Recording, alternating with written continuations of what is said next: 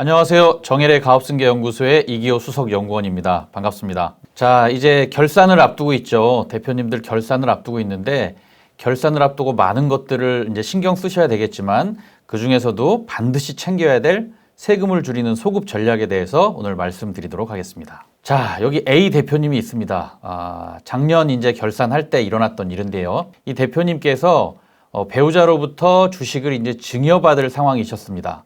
그런데 결산 후에 증여세를 계산해 봤더니 무려 5천만 원이 나왔습니다. 그래서 증여세가 너무 많이 나오니까 이거 어떻게 줄일 방법이 없냐 하고 문의를 하셨죠. 예, 그래서 그렇다면 결산 전으로 돌아가서 증여세를 내면 얼마나 나올까 하고 봤더니 무려 4,500만 원이나 줄어든 500만 원이 나온 거예요. 자, 어떻게 결산 전과 결산 후에 이렇게 증여세가 4,500만 원이나 차이가 날 수 있었을까요? 오늘 그 비밀을 알려드리고 어떻게 해서 이렇게 세금을 줄일 수 있는지 알려드리도록 하겠습니다. 자, 그러면 먼저 우리 법인과 대표님께서 내셔야 할 이제 세금들에 대해서 우리가 전체적으로 한번 살펴볼 필요가 있죠. 예, 그래서 보면 이렇습니다. 먼저 법인이 내는 세금은 뭐가 있을까요? 그렇죠. 법인세가 있을 거고요. 그 다음에 부가세가 있겠죠. 법인만 세금을 내는 것이 아니라 대표님 개인도 세금을 내고 계시죠. 예. 대표님이 내고 계시는 세금들을 대략 살펴보면 상속세가 있을 거고요. 그 다음에 양도세가 또 있을 거고, 뭐 증여세, 그 다음에 내가 내는 매년 내는 소득세들이 있겠죠. 이렇게 나와 법인을 둘러싸고 세금들을 많이 내고 계시는데 대표님들 의외로 이 세금들은 세금을 언제까지 내라 하는 이 신고 납부 기한이 있다는 거 알고 계세요? 대체로는 알고 계실 테지만 실제로 이런 일들을 진행하지 않으셨으면 그것이 있었나 하고 뭐 생각도 안 해보셨을 수도 있습니다. 오늘 세금 신고 납부 기한이 어떻게 되는지 이 세금에 따른 신고 납부 기한을 잠깐 한번 살펴보도록 하겠습니다. 먼저 부가세죠. 법인이 부가세를 제일 빈번하게 내니까요. 자, 부가세는 제가 오늘 좀 쉽게 말씀드릴 거예요. 부가세는 분기 단위로 신고하고 납부하면 됩니다. 분기는 이제 3개월을 한 단위로 묶죠. 그러면 3, 4, 12, 1년이면 4분기가 있습니다. 그래서 연 4회를 납부하시게 되는 거고요. 이 부가세는 이제 분기별로 묶어서 분기마다 내게 되는데 분기 다음 달 25일까지 내게 되어 있습니다. 쉽게 말하면 1분기는 1, 2, 3월이죠. 1, 2, 3월에 다음 달 25일이면 4월 25일이 되겠죠. 이렇게 해서 구체적인 예를 한번 제가 들어보겠습니다. 자, 첫 번째로 이제 부가세는 1기와 2기가 있습니다. 근데 1기는 예정 신고가 있고 확정 신고가 있죠. 여기서 이제 이렇게 깊이 들어가면 또 머리 아프시니까 자, 과세 기간이 1월부터 3월인 경우 1분기죠. 이때는 다음 달이 4월 25일이죠. 4월 25일까지 1기 예정 신고를 하고 납부하게 되어져 있습니다. 그 다음은 어떻게 되냐면 이제 1월부터 6월까지가 1기거든요. 1월부터 6월까지의 1기를 확정 신고해야 됩니다. 그러면 6월에 다음 달은 7월이 되겠고 그러면 7월 25일까지 이 1기에 확정 신고를 하고 납부하시게 되는 거죠.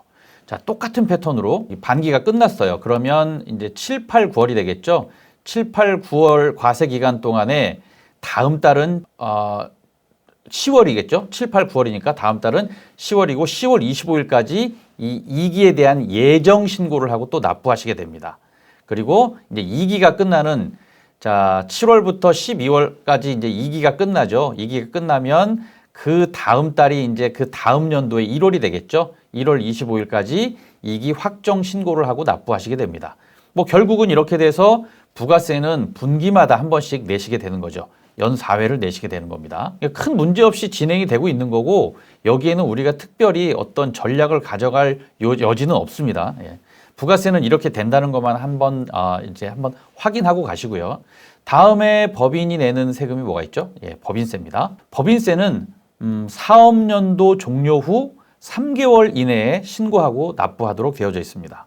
자, 대부분 지금 12월 법인이기 때문에 3개월 후면 어떻게 되죠? 1월, 2월, 3월. 그러니까 3월까지 법인세 신고하고 납부하시게 되어 있는 거죠.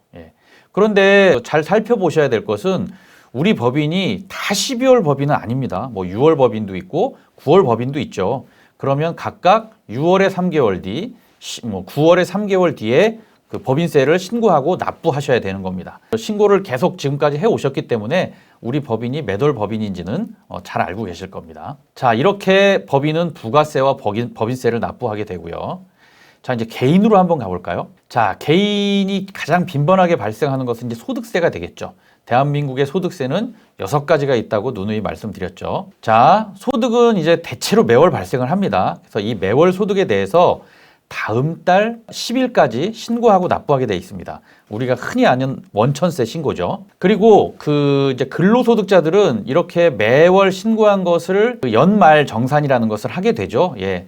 뭐 2024년으로 치면 1월부터 12월까지 신고했던 것에 대해서 정산을 하게 됩니다. 정산하는 기간은 직장을 다녀보시는 분들은 1월에 혹은 2월에 자료를 받아서 뭐 3월에 받고 혹은 4월에 받기도 하는데 대체로 1월부터 3월까지 이 연말 정산에 대한 자료를 받고 신고하게 되어져 있습니다. 그러면 신고하게 되면 이것은 이 신고한 내용에 따라서 이제 환급을 받거나 혹은 추가 납부를 하게 되겠죠. 근로소득자들은 이렇게 진행이 되고 이제 사업소득자들이 있습니다. 사업소득자들은 이제 5월에 종합소득세 신고하는 거는 알고 계시죠? 5월 31일까지 신고를 해야 되고 여기에 따라서 역시 환급을 받거나 추가 납부하시게 됩니다. 이게 소득세고요. 자, 그 다음에는 이제 양도세가 있습니다. 나의 자산을 타인에게 혹은 뭐 가족에게도 될 수 있습니다. 이제 이전할 때 거기에 대한 차익에 대해서 내는 세금인 거죠. 예. 근데 이 세금을 신고하는 기간이 이제 2개로 나누어져 있습니다. 자, 한번 볼까요? 첫 번째, 토지 또는 건물, 부동산 등에 대한 권리, 기타 자산, 신탁 수익원 소득에 대해서는 어떻게 되냐면 양도일이 속하는 달의 말일로부터 2개월 이내에 신고 납부하게 되어져 있습니다. 좀 편하게 생각하기 위해서 부동산 등에 대해서는 양도한 달의 말일로부터 2개월 이내에 신고해야 된다. 신고 납부해야 된다. 이렇게 이해하시면 될 것 같아요. 여기에 대한 구체적인 예는 제가 뒷장에서 또 좀 쉽게 설명을 드리도록 하겠습니다. 자, 요거만 있는 것이 아니에요. 두 번째, 주식 또는 출자 지분, 신주 인수가 포함입니다. 여기에 대해서는 어떻게 되냐면 양도일이 속하는 반기의 말일로부터 2개월 이내에 신고 및 납부하게 되어져 있습니다. 즉 이거는 주식 등이라고 표현을 하겠습니다. 이 주식 등에 대해서는 양도일이 속하는 반기의 말일로부터 2개월 이내예요. 그러니까 이 말만 보면 되게 좀 어려울 수 있는데 말씀드린 대로 제가 요 장에서 좀 쉽게 설명을 해드리도록 할게요. 여기 부동산 등이라고 그랬죠. 이 부동산을 2024년 8월 5일에 양도했다고 가정해 보겠습니다. 그럼 아까 어떻게 됐죠? 그러니까 이 부동산 등은 양도가 있는 달의 말일로부터 2개월 이내에 신고 납부해야 된다고 그랬죠. 그러면 8월에 했으니까 8월로부터 2개월이면 어떻게 되죠? 8, 9, 10, 10월입니다. 즉 24년 10월 31일까지 신고하고 납부하면 되는 것이죠. 자, 그 다음에 주식입니다. 주식도 똑같이 2024년 8월 5일에 양도했다고 가정해 보겠습니다. 그 주식 등에 대해서는 아까 어떻게 표현을 했죠? 양도가 있는 반기의 말일로부터 2개월 이내에 신고 납부하라고 되어 있었죠. 자, 그러면 반기의 말일입니다. 8월이면은 상반기, 하반기 중에 하반기에 들어가겠죠. 반기는 6개월을 묶은 겁니다. 대체로 우리가 1월부터 6월까지를 상반기, 그 다음에 7월부터 12월까지를 하반기 이렇게 표현을 하죠. 예. 자, 그러면 8월이면 저 하반기입니다. 하반기의 끝이 어디입니까? 12월이죠. 그럼 12월로부터 2개월 이내니까 1월, 2월이 되겠죠. 해가 바뀝니다. 2월 28일까지 신고 납부하면 되겠습니다. 자, 이렇게 양도세는 그 부동산 등과 주식 등에 대해서 신고 납부하는 기간이 조금 차이가 있다는 점 알아두시기 바라고요. 자, 그 다음에 우리가 상속증여세가 있죠. 이 상속증여세가 뭐 할 얘기도 굉장히 많은데 오늘은 신고 납부 기한에 대해서만 말씀드릴 거니까 여기에 초점을 맞춰주시기 바라겠습니다. 상속세는 이렇습니다. 상속세는 이제 사망을 함으로 인해서 발생하는 거잖아요. 상속이 발생한 달의 말일로부터 6개월 이내에 신고 납부하게 되어져 있습니다. 가령 예를 들어서 마찬가지로 24년 8월 4일에 상속이 이루어졌다. 즉 이제 사망을 한 것이 전제로 깔려야 됩니다. 사망은 우리가 바꿀 수가 없어요. 이렇게 사망을 조절할 수는 없으니까. 자, 24년 8월 4일에 상속이 이루어졌다면 언제라고 그랬죠? 그 달의 말일로부터 6개월 이내니까 8, 9, 10, 11, 12, 1, 2. 이렇게 되겠죠. 그러면 2025년 해가 바뀌어서 2월 28일까지 신고 납부하시면 되는 겁니다. 상속 말고 또 뭐가 있죠? 예, 맞습니다. 증여세가 있습니다. 증여세는 이렇게 살아 생전에 자산을 이전해 주는 겁니다. 자, 증여세는 어떻게 될까요? 증여세는 증여가 발생한 달의 말일로부터 3개월 이내에 신고 납부하면 됩니다. 뭐 좀 위에서 했으니까 밑에는 좀 쉽죠. 상속세는 6개월, 증여세는 3개월입니다. 같은 예를 들어보겠습니다. 2024년 8월 4일에 증여를 했다고 하면 그 달의 말일이면 8월 말일로부터 3개월 이내죠. 그럼 9, 10, 12월이 되겠네요. 즉 24년 11월 30일까지 신고 납부하면 되는 것입니다. 자, 아까 양도세는 뭐 부동산 등과 주식 등으로 좀 나뉘었지만 상속 증여세는 부동산이든 주식이든 현금이든 다 통합해서 적용을 합니다.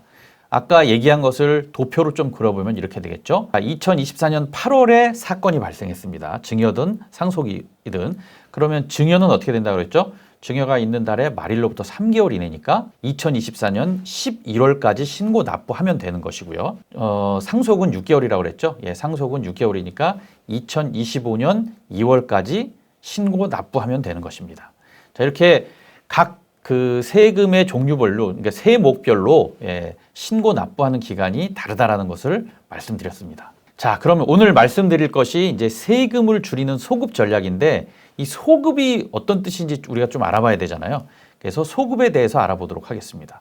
말뜻을 한번 우리가 정리를 해보는 거예요. 자, 소급은 우리가 거스를 소, 미칠 급자를 씁니다. 네이버 사전 찾아보면 이렇게 표현되어 있어요. 지나간 일에까지 거슬러 올라가서 미치게 하는 것. 우리가 이렇게 말은 언제나 어렵죠. 뭐 쉽게 얘기하면 우리가 지금이 아니라 과거로 이것을 적용해서 쉽게 말하면 이 영향력을 미치게 하는 것이에요. 그러니까 과거로 돌아갈 수 있느냐 없느냐가 관건이겠죠. 오늘 얘기하는 것은 세금에 대해서 얘기하는 거니까요. 그러니까 과거로 돌아가서 우리가 좀 조절을 해서 그 세금을 줄일 수 있는 영향을 좀 미칠 수 있느냐 없느냐 얘기예요. 자, 그러면 가능한 전략이 뭐가 있냐면 지금 1, 2, 3월은 우리가 통상적으로 많은 대표님들도 알고 계신데 자, 두 개입니다. 하나는 양도세를 할 수가 소급 전략을 사용할 수가 있습니다. 왜냐하면 작년 7월부터 12월까지 양도가 이루어진 것을 올 2025년 2월까지 주식에 한해서예요. 예, 주식에 한해서입니다. 주식에 한해서는 우리가 양도세를 이때 신고할 수 있게 되니까 조절할 수가 있겠죠. 예, 근데 지금 이 방송을 찍고 있는 오늘이 이제 2월 거의 말이고 2월 이 방송이 나가게 된다면 2월 말이나 3월 초가 되기 때문에 이 양도세에 대한 소급 전략은 타이밍이 지났습니다. 그래서 오늘 말씀드릴 것은 바로 두 번째 증여세입니다. 증여세는 증여가 있는 달의 말일로부터 3개월 이내라고 그랬잖아요. 그러니까 12월로 딱 정리를 하자면 올 3월까지 신고 납부하면 되니까 소급의 여지가 있는 거예요. 그래서 요 증여세가 어떻게 소급해서 증여세가 어떻게 바뀌어지는지 제가 설명을 드리도록 하겠습니다. 이거 집중해서 들어주셔야 됩니다. 자, 여기 주식은 굉장히 중요한데 두 가지 포인트를 아셔야 돼요. 첫 번째, 주식 증여 시는 반드시 시가로 해야 됩니다. 뭐 액면가 이런 거 안 됩니다. 반드시 시가로 해야 된다는 점. 그리고 그러면 주식 가격이 중요한데 주식 가격, 즉 시가 평가를 할 때 지금 가장 중요한 것은 당기순이익입니다. 그 중에서도 바로 직전 연도 당기순이익이 되겠죠. 자, 요거를 좀 더 구체적으로 한번 설명을 드리겠습니다. 우리가 상장법인은 주식이 상장돼서 가격이 정해져서 사고팔고 한다고 말씀을 드렸죠. 그렇지만 우리 같은 비상장 법인들은 상장이 되지 않았기 때문에 그렇게 사고팔 수가 없고 상속증여세법 시행령 54조에서 보충적 평가 방법을 제시해 놓았습니다. 그래서 그 가격으로 사고팔고 해야 됩니다. 그게 시가거든요. 거기 이렇게 돼 있죠. 여기 상속증여세법 시행령 54조가 나오죠. 여기에 순손익 가치와 순자산 가치를 3대 2의 비율로 계산한다라고 되어 있어요. 순손익 가치는 당기순이익, 직전 3년의 당기순이익이라고 생각하시면 되고요. 순자산 가치는 순자산 가액, 자본 총계라고 생각하시면 됩니다. 여기 보면 3과 2의 비율, 그러니까 어렵죠. 3과 2의 비율이란 건 뭐냐면 이 당기순이익이 60%로 평가한다는 거고요. 순자산 가액을 40%로 평가한다는 겁니다. 물론 부동산 과다법인인 경우에는 바뀌죠. 2대 3, 즉 40대 60으로 바뀝니다. 자, 요거를 먼저 알아두시고요. 두 번째, 그러면 순손익 가치가 60%나 차지하는데 즉 당기순이익 평가가 그 정도 차지한다는 겁니다. 얘를 또 어떻게 평가하는지 구체적 평가 방법이 있습니다. 56조의 상속증여세법 시행령 동법입니다. 56조의 시행령 동령이죠. 최근 3년간의 순손익액의 계산 방법이 나옵니다. 여기 다 읽지 마시고 요것만 보시면 돼요. 그 직전 3년치의 당기순이익을 계산한다고 그랬는데 이렇게 돼 있죠. 직전 1년은 곱하기 3, 그 다음에 2년은 곱하기 2, 그 다음에 3년은 곱하기 1. 즉 직전 연도가 곱하기 3이기 때문에 가장 큰 비중을 차지한다는 겁니다. 그래서 그러면 어떻게 직전 연도의 당기순이익이 주가 평가에 어떤 영향을 미치는지 구체적 예를 들어서 한번 설명해 보겠습니다. 여기 주식회사 땡땡땡이 있습니다. 이 법인은 2019년에 설립이 되었고요. 자본금은 1억이었습니다. 그리고 주주 구성은 대표님이 50%, 이제 배우자가 50%였습니다. 주식 소각을 염두에 두고 처음부터 가이드를 받아서 이렇게 가신 거예요. 자, 여기가 이제 2024년이 직전 연도가 되겠고요. 23년, 22년, 21년까지 제가 보겠습니다. 이 회사는 당기순이익이 초창기에는 대략 1억 플러스 마이너스가 나왔습니다. 2021년에 제가 이거 그 뒷자리는 좀 띄고 숫자를 좀 단순화시켰습니다. 2021년에 당기순이익이 1억 나왔고요. 2022년까지도 1억 정도가 나왔습니다. 최근에 당기순이익이 증가하기 시작했습니다. 2023년에는 2억이 나왔고요. 2024년도에는 무려 3억까지 늘어났습니다. 거기에 따른 순자산액도 변경되게 되죠. 예, 그 순자산액은 자본 총계인데 대체로 자본금 플러스 잉여금이 나옵니다. 예, 순이익이란 거죠. 그래서 보면 2021년에는 순자산가액이 4억이었는데 22년에는 5억이 됐고요. 23년에는 7억, 그리고 24년에는 무려 10억이 됐습니다. 자, 이때 그러면 결산을 하고, 즉 2024년에 당기순이익이 들어왔을 때의 시가평가액과 당기순이익을 포함하지 않았을 때, 즉 결산 전 시가평가액이 어떻게 달라지는지 한번 볼까요? 구체적인 식을 여기서 뭐 우리가 연구하고 그런 건 아니니까 정리해서 보면 그 당기순이익이 포함된, 즉 결산 후의 시가 총평가액은 무려 18억이 나옵니다. 그런데 그러면 차이가 얼마나 날까요? 그러면 2024년 결산 전으로 한번 해볼게요. 저 당기순이익을 포함하지 않는다면 13억입니다. 이렇게 되면 얘기가 달라지죠. 왜냐하면 각각 50%씩이니까 여기는 배우자가 대표님한테 주식을 증여할 거거든요. 그러면 50%면 그 결산 후에 그 배우자의 시가평가액은 928, 그러니까 9억이 되고요. 그 다음에 그 결산 전 13억에 대한 50%는 6억 5천 정도가 되겠죠. 많이 달라지는 겁니다. 이게 어떻게 되는지 한번 볼게요. 자, 이때 이제 증여를 하려고 그랬거든요. 이 대표님이 작년인데 제가 올해로 표현할게요. 올해 2025년 지금 현재 2월인데 2월에 결산 당기순이익이 들어온 걸로 우리가 증여를 하려고 봤더니 어떻게 되냐면 배우자의 시가평가액을 보면 18억에 50%면 9억이죠. 예, 거기에 대한 증여세 계산해 볼게요. 자, 9억에서 배우자 증여공제를 쓸 겁니다. 예, 배우자 증여공제를 6억을 빼게 되겠죠. 그러면 3억이 남죠. 예, 3억에 대한 증여세율은 20%입니다. 326, 6천만 원인데 앞에 1억 미만은 또 10%를 빼줘야 되죠. 예, 누진공제액을 1천만 원 빼주면 이렇게 해서 5천만 원이 나오게 되는 거예요. 예, 증여세가 5천만 원이 나오니 이 적은 돈이 아니잖아요. 무슨 방법이 없느냐라고 그때 생각하게 된 거죠. 자, 올해도 똑같은 경우입니다. 올해 이런 경우에 있으신 분들도 작년 진행했던 법인과 똑같이 하시면 되는 거예요. 어떻게 해요? 2, 3개월 전으로 과거로 돌아가서 영향을 미치게 할 수 없을까? 소급할 수 없을까요? 즉 2024년 12월로 돌아가가지고 결산 전 걸로 계산을 한번 해보는 겁니다. 그렇게 할 수 있나요? 없나요? 할 수 있죠. 왜냐하면 증여세의 신고 납부 기간이 증여가 있는 달의 말일로부터 3개월 이내잖아요. 충분히 할 수 있거든요. 3월까지 할 수 있는 겁니다. 자, 그래서 한번 볼까요? 이렇게 돌아가서 소급해서 배우자의 시가평가액을 계산했더니 13억에 50%죠. 그러면 6억 5천입니다. 이때 증여세를 한번 계산해 보면 이렇게 됩니다. 6억 5천에서 배우자 증여공제 6억을 빼죠. 그러면 이제 과세표준이 5천입니다. 5천의 그 증여세율은 어떻게 되나요? 1억 미만은 10%잖아요. 그 500만 원입니다. 500만 원만 내면 되니까 어떻게 되나요? 결과적으로. 자, 결산 후에 증여했을 경우 세금은 5천만 원인데 증여세는 결산 전으로 돌아가서 증여했을 때는 세금이 500만 원이에요. 즉 소급 전략으로 무려 4,500만 원의 절세가 가능한 겁니다.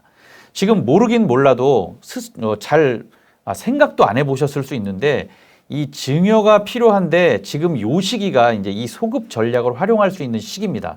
그리고 그 시기는 3월에 마감이 되죠. 3월이 지나면 3개월이 지나기 때문에 이 전략을 쓸 수가 없습니다. 자, 이 전략을 써야 되는 그 필요성이 여기서 명백히 나오죠. 세금 4,500만 원을 절세한다는 것은 결코 적은 돈은 아니죠.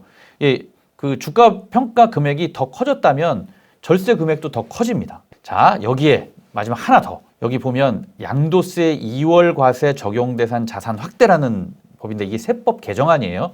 이게 그 이전에도 들어왔다가 확정되지 않았다가 이번에는 결국 2024년 세법 개정안으로 확정이 됐습니다.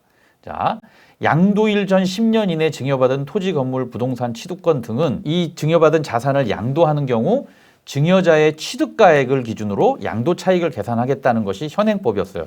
이거 잘 알고 계시죠? 쉽게 말해서 배우자로부터 6억짜리 아파트를 그러니까 남편이 배우자에게 6억에 증여를 하고 그럼 증여세 없죠. 그 배우자 간 증여 공제한도 사용하면 그러니까 그거를 바로 양도하게 되면 양도세 없이 팔 수가 있었는데 이것이 이제 조세 회피의 가능성이 크다고 봐서 여기 개정 이후도 조세 회피 방지잖아요.